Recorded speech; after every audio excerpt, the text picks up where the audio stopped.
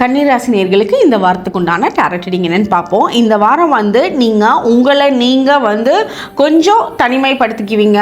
தனிமைன்னு சொல்கிறத விட உங்களுக்கு உண்டான டைம்னு சொல்லலாம்.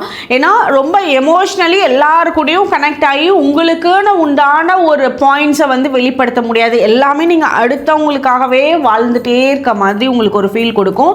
இந்த வாரம் என்ன பண்ணுவீங்க, கொஞ்ச நேரம் என்னை தனியாக விடுங்க, கொஞ்ச நேரம் எனக்குன்ற ஒரு டைமை கொடுங்க அப்படின்றத மாதிரி நீங்கள் வருவீங்க.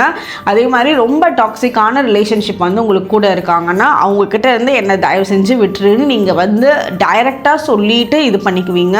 அதே மாதிரி இந்த டைம் உங்களுக்கு ரொம்ப மச் நீடடான டைம் தான். நீங்கள் இந்த வாரம்லாம் முடிஞ்ச அளவுக்கு உங்களுக்கு தூக்கம் நல்லா வரும். நீங்கள்லாம் டைம் எடுத்து உங்களோட செல்ஃப் கேர் பண்ணிட்டீங்க அப்படின்னா வரக்கூடிய வாரங்களில் ரொம்ப உங்களோட பெர்ஃபார்மன்ஸ், உங்களோட வேலையிலையும் சரி, உங்களோட நீங்கள் வீட்டில் இருந்தீங்கனாலும் சரி, உங்களோட ஓவரால் பெர்ஃபார்மன்ஸ், உங்களோட மென்டலி, எமோஷ்னல், ஃபிசிக்கல் எல்லாமே பெட்டராக இருக்கும். ஸோ இந்த வாரம் நீங்கள் உங்களுக்கு செல்ஃப் கேரும், உங்களுக்கு செல்ஃப் ரெஸ்ட்டும், உங்களோட எமோஷனை சாந்தப்படுத்துறதுக்கும் உண்டான ஸ்டெப்ஸ் மட்டும் எடுங்க. அதுதான் உங்களுக்கு ரொம்ப பெஸ்ட்டாக இருக்கும்.